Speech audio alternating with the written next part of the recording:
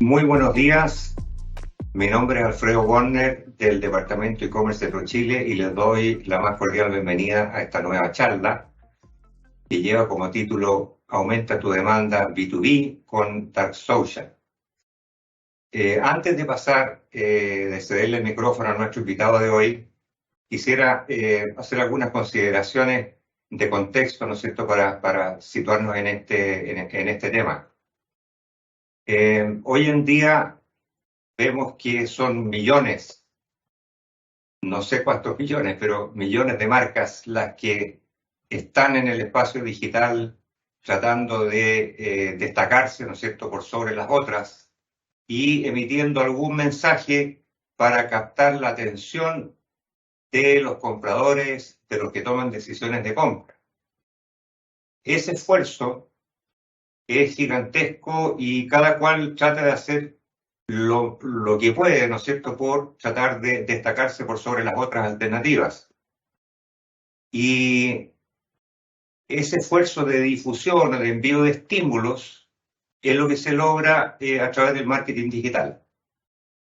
Ahora, ocurre que las personas, todos nosotros, a su vez, reenviamos muchos de esos mensajes a conocidos, a amistades, a grupos de interés, etc. Entonces, se produce se replica por muchas veces esos mensajes que originalmente enviaron las marcas a través de sus campañas de marketing.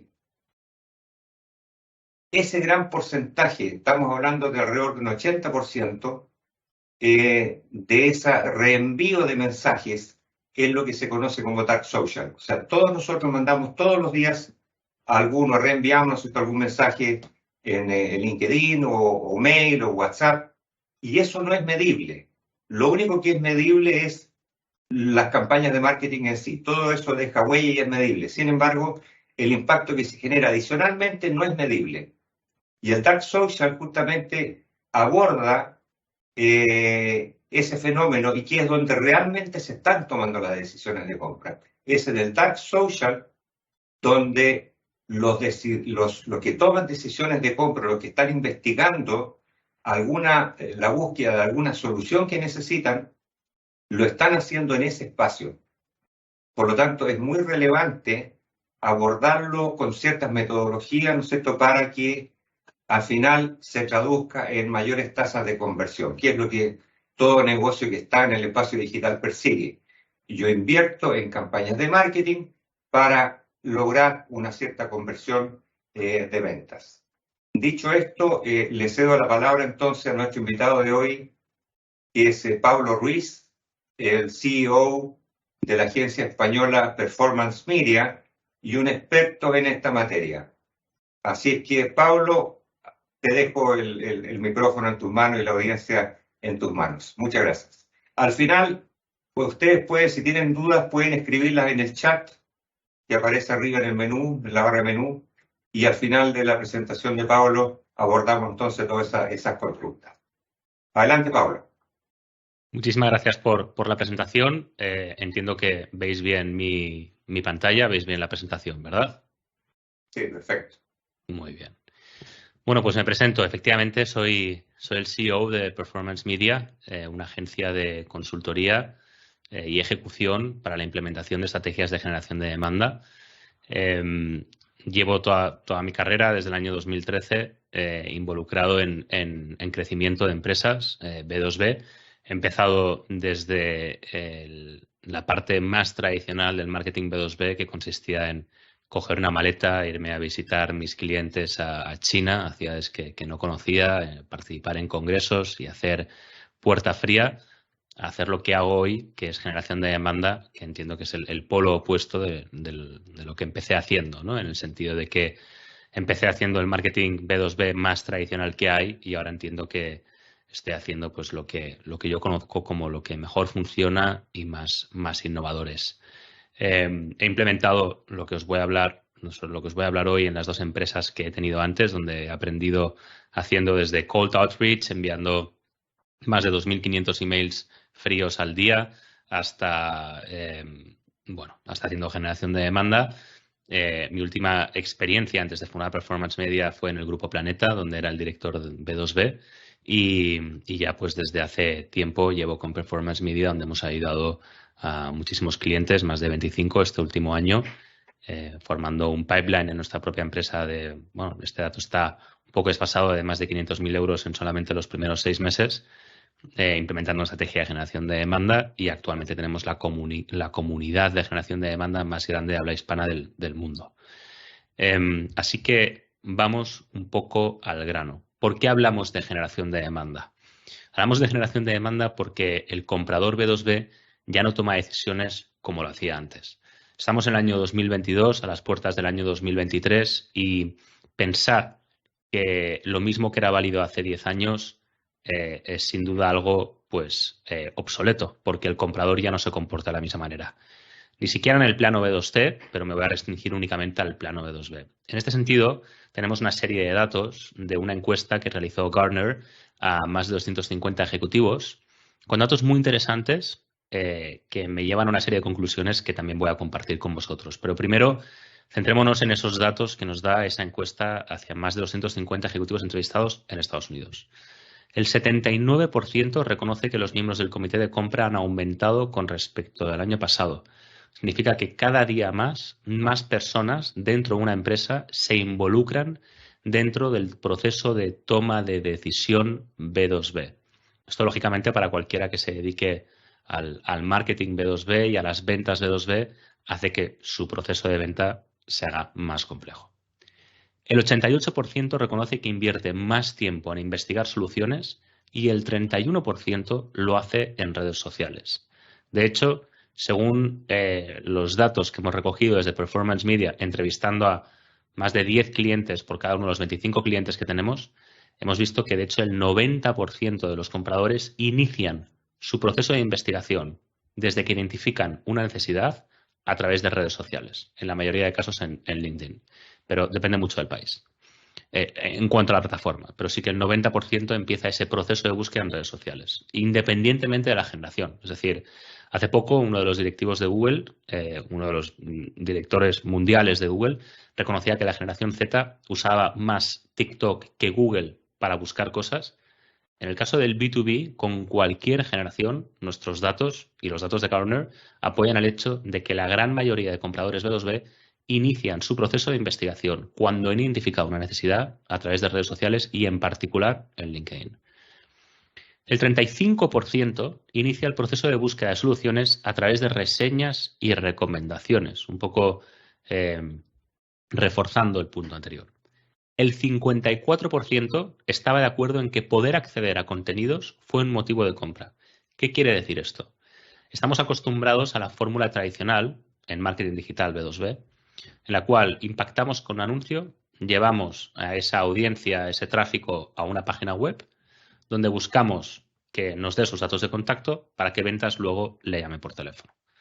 Esto lo hacen desde despachos de abogados hasta mi nicho de mercado, que es Software as a Service, SaaS, B2B, hasta muchísimas empresas que hacen B2B y que utilizan marketing digital.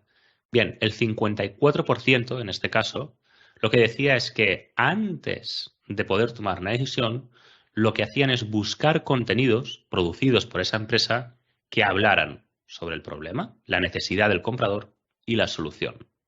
Más allá de una página web. Eso significa entrevistas, estudios de mercado, aportar tu punto de vista único. Hablaremos sobre esto. Y por último, el 49% reconoció que entrar en una reunión con un vendedor fue el último paso del proceso de toma de decisión. Esto es muy importante. Del 100% del mercado, se dice siempre que el 80% no está valorando contratar tu solución. El 27% está valorando contratar una solución como la tuya y solamente el 3% está en un momento de compra. Aquí lo que se está diciendo es que de ese 30% que está valorando contratar una solución como la tuya, el 49% reconoce ya de entrada que lo último que hará será entrar en una llamada de ventas. Y esto es curioso, porque la mayoría de estrategias de venta y de marketing B2B empiezan a través de la llamada de ventas. Y eso es un error. Es un error en cuanto a costos, porque hace que el proceso sea muy caro y muy largo. Y es un error en cuanto a cómo el comprador toma decisiones, porque cuando entra en la llamada de ventas, lo quiere hacer al final, no al principio. Ahora veremos las implicaciones de todo esto.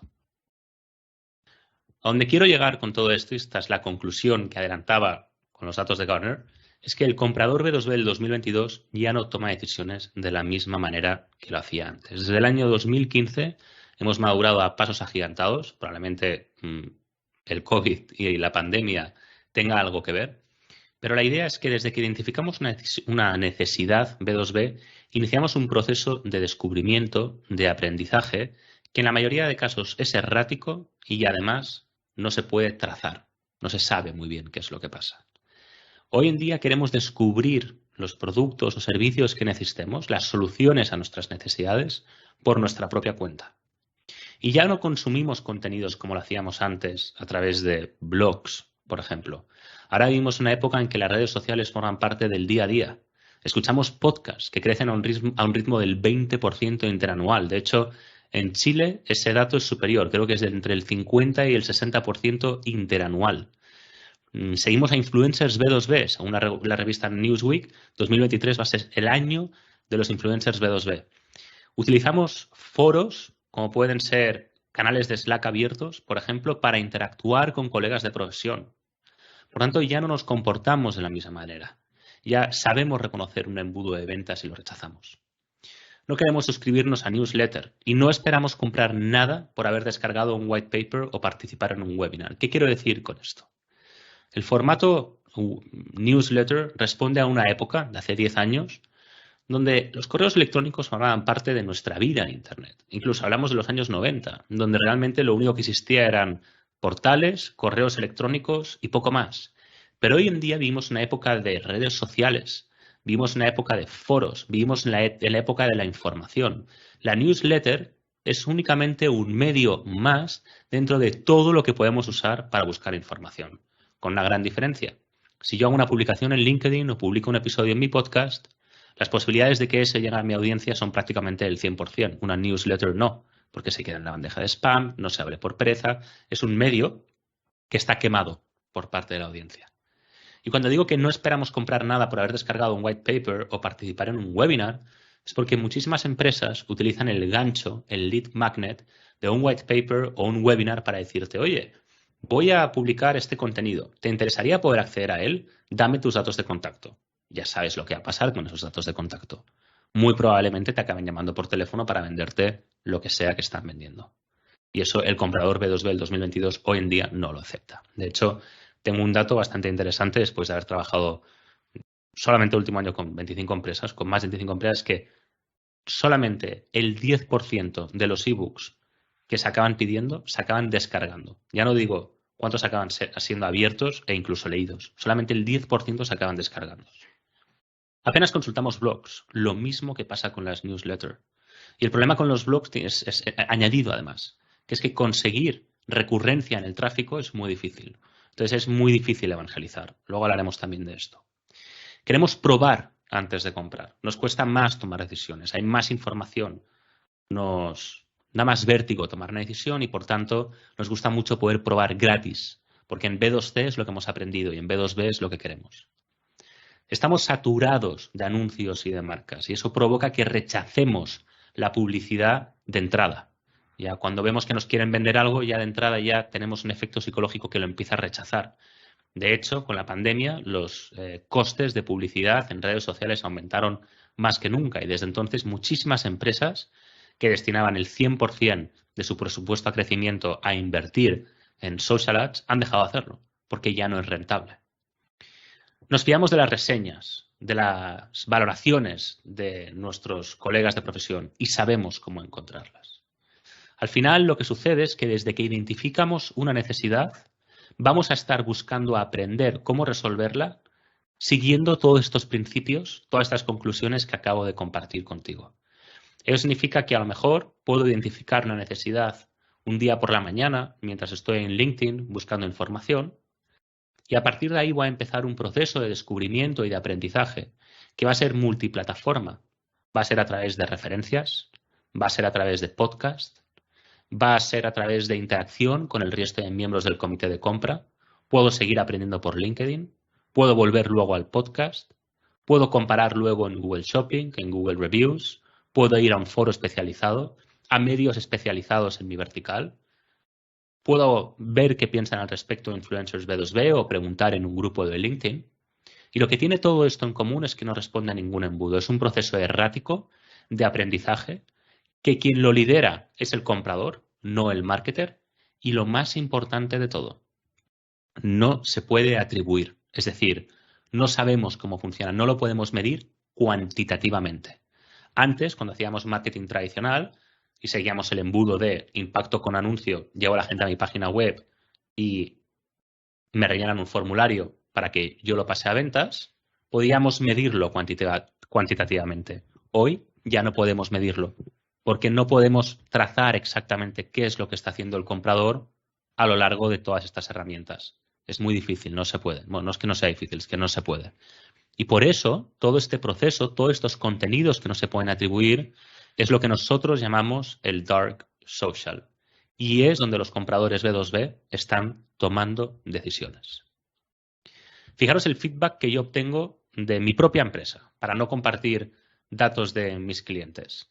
Lo primero es que si yo me voy a Google Analytics y intento revisar en mi página web cuáles son mis principales fuentes de tráfico, Google Analytics lo que dice es que mis 3 principales fuentes de tráfico son tráfico directo, orgánico y social, redes sociales. Cuando hablo con mis clientes, no me dicen eso. El 90% de mis clientes vienen a través de mi podcast. ¿Qué es lo que está pasando aquí? Que Google Analytics no puede medir mi podcast. Entonces es muy importante implementar un sistema de lo que yo llamo self-attribution para preguntar a los clientes, ¿tú cómo me has conocido? ¿Por qué has tomado la decisión de ponerte en contacto conmigo? Porque ahí es donde está la información importante. Ahí es como accedemos al dark social. Aquí he dejado algunos comentarios reales de clientes que en la primera reunión les pregunto, les digo, oye, ¿por qué te has puesto en contacto conmigo? ¿Cómo me has conocido? Estas son sus respuestas. Alguien en mi empresa compartió un episodio de tu podcast en nuestro Slack, que es como el Teams de marketing. Me enviaron por mensaje directo un vídeo tuyo. Me pasaron por WhatsApp tu perfil de LinkedIn. Pregunté en un grupo de CMOs y alguien me habló de tu empresa. Vi una entrevista que hiciste a alguien que sigo. Este evento, de hecho, forma parte del dark social. Dark social, por tanto, son todos los contenidos que no se pueden atribuir. Pero, sin embargo, es donde, como adelantaba, los compradores B2B de cualquier categoría están tomando decisiones. Entonces, si una campaña de marketing no tiene en cuenta el efecto del dark social, se está perdiendo el lugar donde los compradores toman decisiones. Tan importante es. ¿Cómo funciona el dark social? Bueno, el dark social funciona a través de un pilar importante, esa es la base de lo que hacemos, que es mediante la investigación de mercado. Eso es lo más importante. Porque mediante la investigación de mercado cumplimos con un objetivo fundamental, que es, en vez de intentar entender quién es mi cliente, que eso ya lo doy por hecho, eso es lo que se hace en el 99% de investigaciones de mercado, lo que hay que entender es lo que nunca se hace, que es cómo el comprador y los miembros del comité de compra están tomando decisiones. Y eso muchísimas veces tiene que ver con entrevistas que hay que realizar a clientes para preguntarles, cuando tomaste la decisión de contratarme, cuando identificaste la necesidad y descubriste que necesitabas una solución, ¿cómo iniciaste ese proceso? ¿A qué plataformas fuiste? ¿Con quién hablaste? ¿De qué hablaste? ¿Qué tipo de contenidos consumiste? Eso es lo que me interesa, porque eso es lo que me va a revelar la estrategia que yo tengo que seguir. Yo como marketer no impongo un embudo, al revés, el comprador me impone su proceso de toma de decisión para yo adaptarme a él. Entonces, una vez sepa dónde está buscando contenidos, voy a crear una estrategia de distribución para estar donde está mi comprador. Por ejemplo, en mi caso, mis compradores identifican necesidades en LinkedIn. Mis compradores son growth marketers, CMOs, CEOs y emprendedores. Ellos están en LinkedIn descubriendo necesidades. Entonces yo voy a LinkedIn a distribuir mis contenidos. Y luego de ahí me los llevo a mi podcast, porque sé que todos consumen podcast, todos, el 90%. Entonces ahí es donde yo les doy toda la información que necesitan para poder solucionar el problema que tienen, que es crecimiento. Cómo crecer mediante un método, de forma sistemática, de forma escalable. Eso en cuanto al formato de la distribución. Pero hay un punto todavía más importante, que es el fondo. ¿De qué hablamos? Uno de los grandes problemas con las estrategias de contenidos tradicionales es que están orientadas al posicionamiento SEO. El posicionamiento SEO no funciona para crear demanda. Diferenciamos qué es crear demanda y qué es capturar demanda. Crear demanda es cuando nos dirigimos a una audiencia que está identificando la necesidad y que por tanto está a punto de empezar su proceso de descubrimiento de soluciones. Capturar demanda es cuando vamos a buscar a compradores que tienen una intencionalidad de compra muy alta, es decir, ya han pasado todo el proceso de descubrimiento, están muy al final y ahí estamos capturando. ¿Qué es lo que pasa? Cuando solamente capturas, como no has participado en el proceso de toma de decisión, tienes un 70% de posibilidades menos de convertir esa oportunidad a cliente que si hubieras evangelizado a tu audiencia desde que identifica la necesidad hasta que toma la decisión de compra. Entonces, para capturar demanda, el posicionamiento SEO funciona, para crearla no. Yo siempre voy a apostar por lo más rentable, que es crear demanda.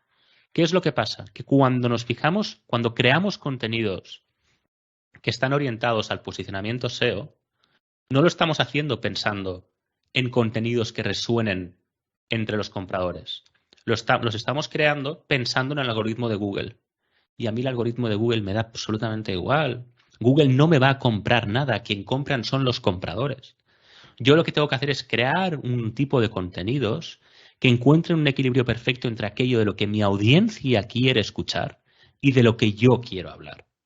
Porque así es como conseguiré empatizar con ellos, enseñarles, evangelizar. Voy a crear una categoría con mi solución donde ellos van a poder aprender cómo resolver la necesidad B2B que están experimentando y yo me voy a posicionar como un líder de mi categoría para posicionarme en su top of mind, para que cuando lleguen al momento de compra acudan a mí. ¿Qué es lo que consigo con esto? Oportunidades, leads, que han identificado la necesidad, que están en momento de compra y que lo saben todo de mí. Precios, cómo trabajo, ventajas, equipo, entregables, todo. ¿Cuál va a ser el resultado de poder hablar con este tipo de oportunidades? Leads que convierten mucho más rápido, porque están en momento de compra, y convierten muchísimo más de lead a cliente, porque entienden perfectamente lo que les vas a ofrecer. ¿Cuáles son, por tanto, los 4 pilares para crear una estrategia de generación de demanda? Que es como se llama esto. Bien, lo primero, necesitas un equipo. Necesitas un equipo, ya voy al final, que sé que me queda poco tiempo. Necesitas un equipo compuesto por 4 personas. La primera es la cara visible. La cara visible es una persona que vamos a asociar a la marca, porque sabemos que cuando una marca se asocia a una persona, el engagement, las posibilidades de que esa marca sea recordada, se multiplica un 300%. Y va a ser a través de quien vamos a canalizar todos los contenidos. Es decir, en vez de utilizar, por ejemplo, en LinkedIn, la página corporativa de la empresa, vamos a utilizar un perfil del CEO, de un Chief Evangelist Officer, del Head of Growth, del director de ventas, del director de marketing. Necesitamos una cara visible. En segundo lugar, el arquitecto. El arquitecto es quien va a llevar toda la estrategia de generación de demanda. Es el responsable de cumplir con los objetivos que tenga la empresa. El tercero es el editor, es quien va a poder adaptar todos los contenidos a cada una de las plataformas donde los vayamos a distribuir. Porque no es lo mismo distribuir un contenido en YouTube que en un podcast, que en LinkedIn, que en TikTok, me da igual la plataforma, o en Reddit o en Quora.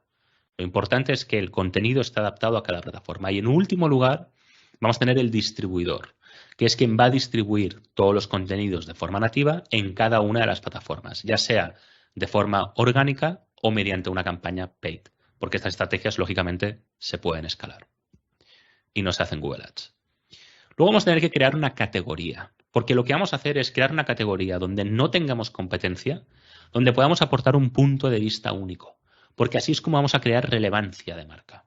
Diferenciemos entre reconocimiento de marca y relevancia de marca. Reconocimiento de marca es cuando tu competencia y tú tenéis un logo, y entonces tu audiencia te sabe diferenciar tu logo de tu competencia.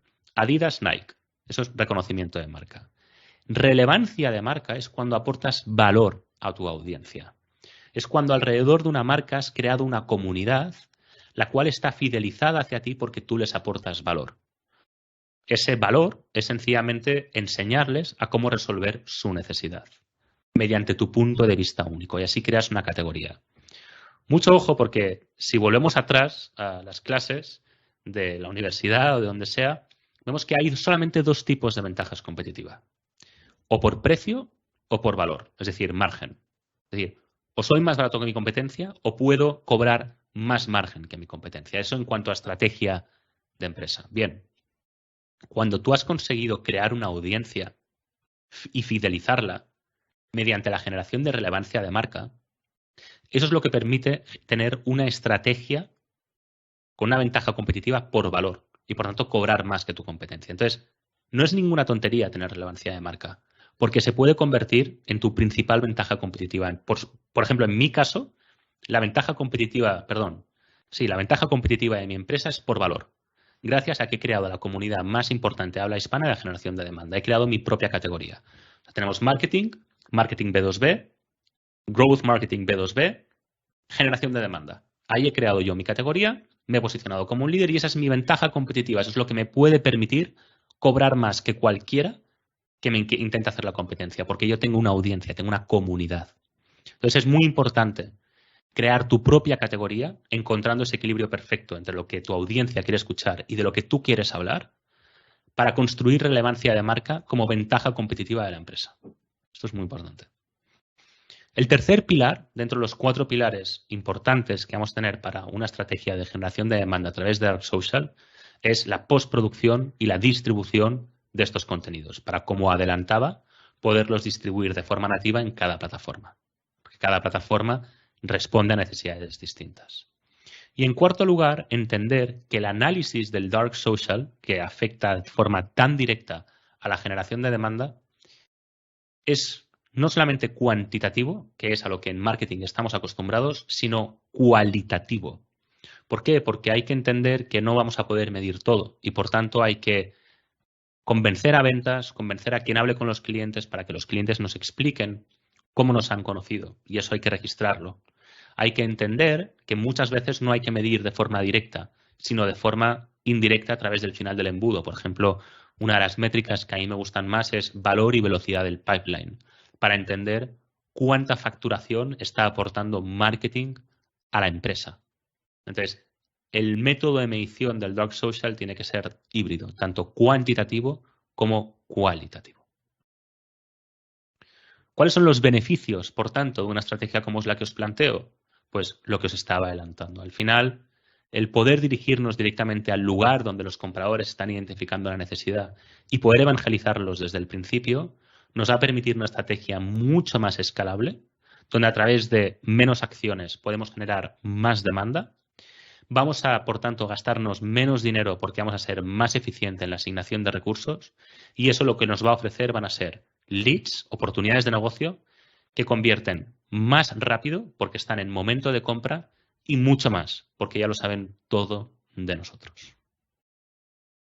¿Preguntas? No sé si vais a tener alguna pregunta. He intentado ceñirme un poco al reloj que me han indicado. Entonces, nada, deciros que me encantará poder escuchar vuestras preguntas.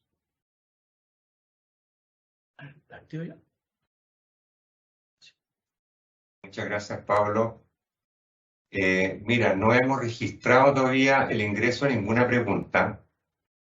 Me atrevo a decir que el tema, a más de alguien lo debe haber sorprendido por lo desconocido o por lo poco usual, ¿no es cierto?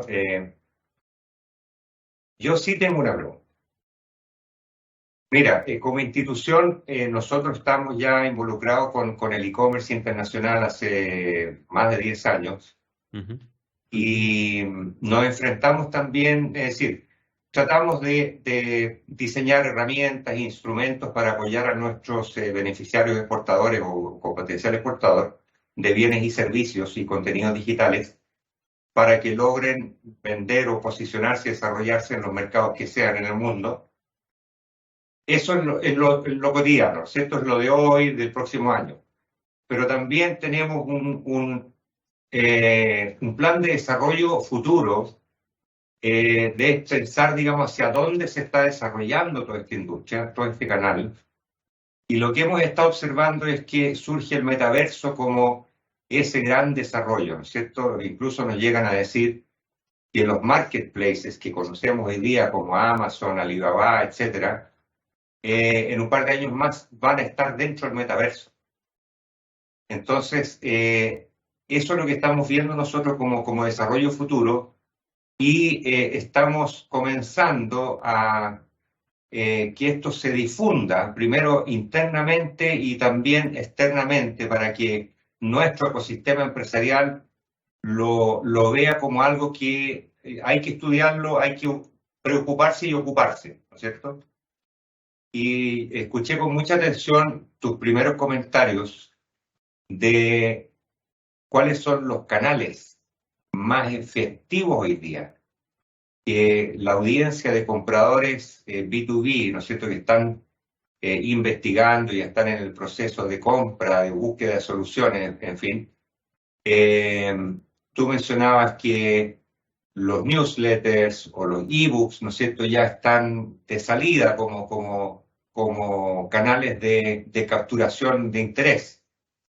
Entonces, frente a ese desafío que tenemos nosotros como institución de visibilizar al metaverso como ese gran desarrollo que viene y que tenemos que irnos preparando de a poco, ¿qué canales utilizarías tú?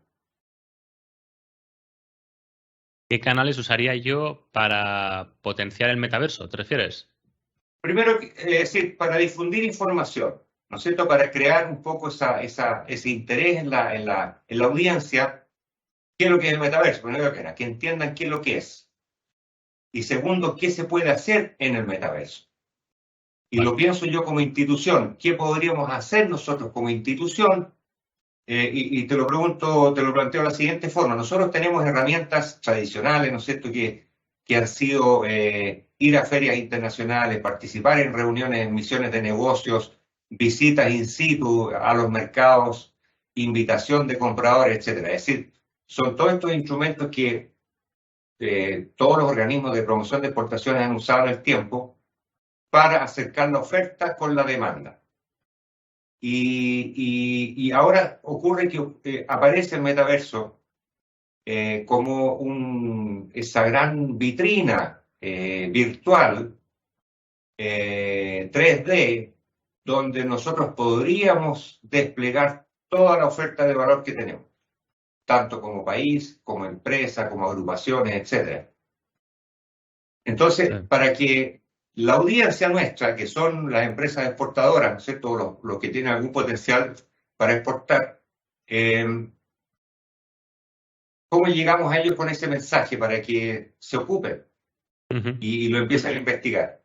Entonces, podríamos sacar newsletter, yo lo uso, digamos, tengo en mi blog de LinkedIn, estoy publicando posts relativos a metaverso, pero eso lo hago yo como persona. Me refiero yo como institución. ¿Qué es lo que tú harías? Sí. A ver, creo que en marketing no existen las verdades universales. Creo que existen estadísticas que se pueden aplicar a la generalidad. He dado algunas, pero no existen las verdades universales. En mi caso, te diría que en cualquier situación, con cualquier cuenta nueva, con cualquier cliente nuevo, siempre dedicamos un periodo inicial de 3 semanas para hacer investigación de mercado y a partir de ahí plantear una propuesta estratégica. Porque en cada caso me doy cuenta de que las circunstancias cambian.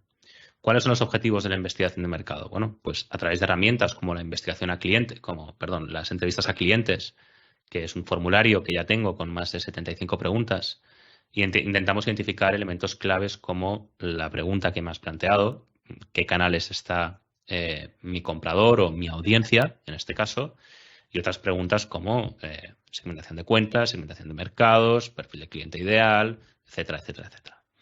Entonces, para responder a tu pregunta, te diría que debería hacer una investigación de mercado y me debería entrevistar con tu audiencia para saber dónde están ellos, que eso es lo que me interesa. Por ejemplo, ayer, reuniéndome con una empresa chilena, me decían que en Chile, pues LinkedIn se usa mucho menos, solamente un 30%, y que lo que se usaba más era Facebook. no sé si el dato es correcto o no, eso no es lo importante. Lo importante es que me encontré ante un contexto completamente nuevo para mí. Y eso significa que me tengo que adaptar a las circunstancias de cada cliente, de cada audiencia con la que trabajo. Entonces, mi respuesta es tan superficial como esa, debería investigarlo, ¿no? No te puedo dar una respuesta. Con respecto del metaverso y del potencial que se puede encontrar, yo todavía no veo las ventajas del metaverso y probablemente sea porque no le haya dedicado el tiempo suficiente. Pero me cuesta mucho entender cómo el metaverso puede mejorar el sistema de acceso a la información que ya tenemos. Ojo, muy poca gente vio el potencial de Internet en los años 90, ¿no? Y hasta dónde hemos llegado. Pero yo ahora mismo, con la información de la que dispongo, pues no puedo hablar de forma positiva con respecto al metaverso porque no tengo datos que me inviten a hacerlo, ¿no? Y probablemente sea por desconocimiento, sencillamente, porque escapa del scope de mi trabajo. Entonces no te puedo ayudar ahí, lo siento. Bueno, era una pregunta más de carácter personal. Oye, a ver, aquí tenemos otra pregunta. ¿Qué tipo de estrategia recomienda para generar contenido de forma recurrente y cada cuánto hacer publicaciones? Bueno, el cada cuento depende de cada audiencia y depende de cada plataforma. Por ejemplo, si es LinkedIn, debería ser una vez al día, de lunes a viernes, fin de semana no. Si no se puede tanto, los mejores días son martes, miércoles y jueves, por la mañana, dentro de tu franja horaria, bueno, mejor dicho, la franja horaria de tu audiencia. Si es Twitter, debería ser más de una vez al día. Si es YouTube, por lo menos una vez a la semana. Depende de cada plataforma. Pero no tan importante como eso es el tipo de contenido, que es precisamente lo que indicaba la pregunta, ¿no? ¿Cómo crear ese contenido? ¿Cómo descubrir? Muy fácil, entrevistando a los clientes y preguntándoselo. ¿Qué tipo de contenidos les pueden interesar? Es por ahí por donde debemos empezar.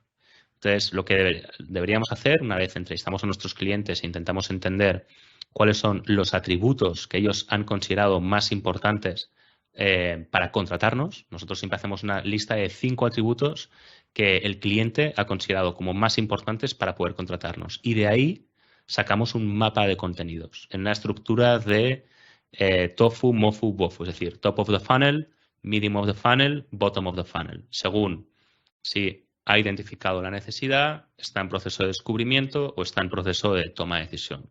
Y creas contenidos alrededor de estos atributos de compra por los que tu comprador ha decidido contratarte a ti. Aún así, ese es el primer paso para empezar a crear contenidos. Eso en un mes lo has agotado. Lo importante es cómo continúo yo generando contenidos que realmente resuenen entre mi audiencia y encuentren ese equilibrio entre lo que yo quiero hablar y mi audiencia quiere hablar. El primer día tendremos ese mapa de contenidos, pero lo importante es mantenerlo vivo. Y aquí no hay estrategia, hay táctica. Bueno, sí hay una parte estratégica, que es escucha lo que te está diciendo tu audiencia. Con la audiencia que puedas ir generando, tienes que ir recabando de ahí información. ¿Cómo? De comentarios en tus publicaciones, de conversaciones con tu equipo de ventas. Te puedes ir a LinkedIn, te puedes ir a tu perfil, ver interacciones y ver cuáles son las temáticas que se han sacado. Muy importante el estar cerca de los clientes, de los nuevos clientes, porque ahí surgen dudas que puedes atacar a través de tu estrategia de contenidos. Entonces, lo importante aquí es que todos los contenidos que produzcas no vengan de ti, sino que vengan de tu audiencia. Para mí ese es el secreto. Muchas gracias, Pablo. Mira, esta pregunta te la voy a hacer yo. Vale. Cuando a ti te contrata un cliente, ¿cierto? De los 25, por ejemplo, tomando los 25 con lo que trabajaste este año, esos clientes llegaron a ti basados, ¿no es cierto?, en lo que tú prometiste como solución, solucionar un problema, etcétera, etcétera, confiaron en tu propuesta de valor. Ese cliente entró con una situación X antes de contratarte.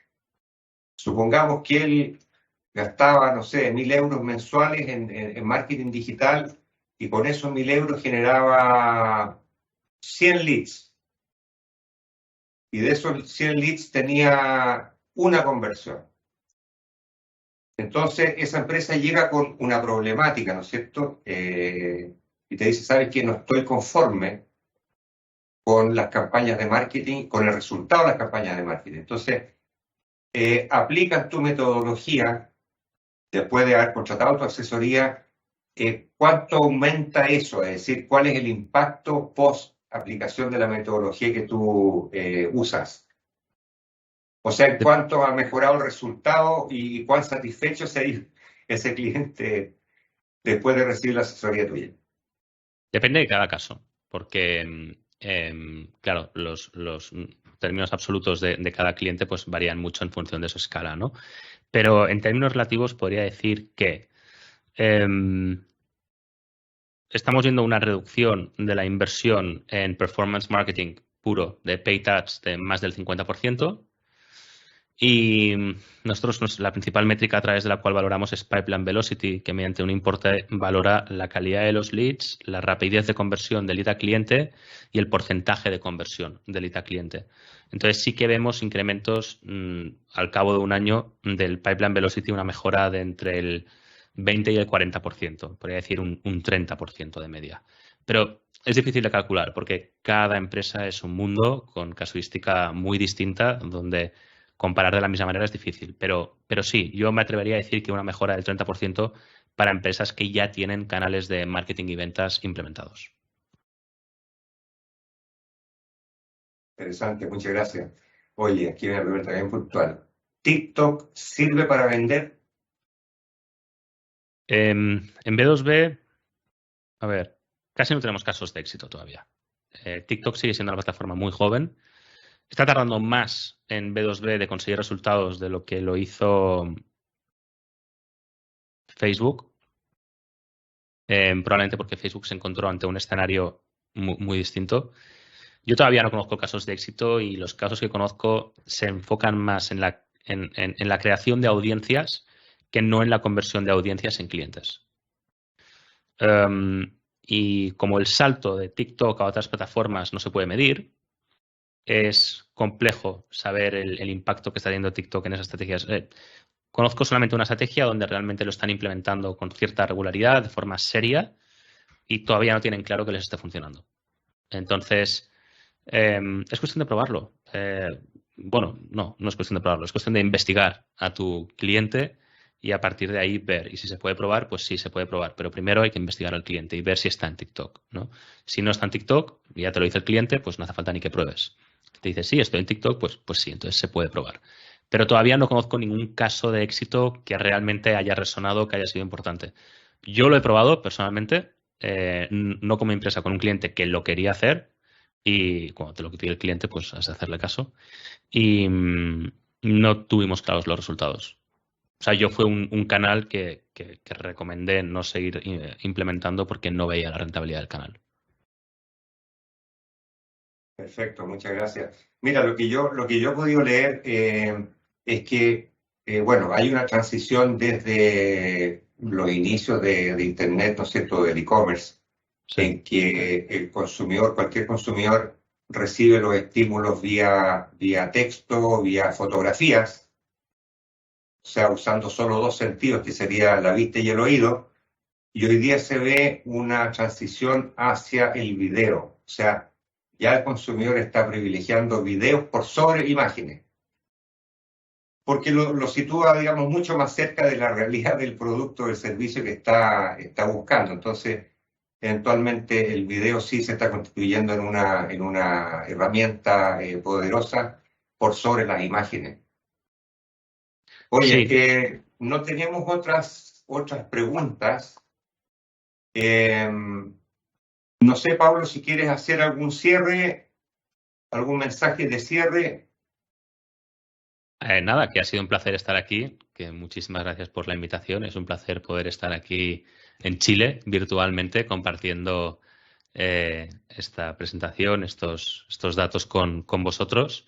Y nada, espero que el resto del ciclo pues siga yendo bien y nada, os deseo todo lo mejor y de nuevo agradeceros que contéis conmigo. Muchas gracias, Pablo. Excelente tu presentación. Gracias. Nos entregó muchos insumos nuevos incluso.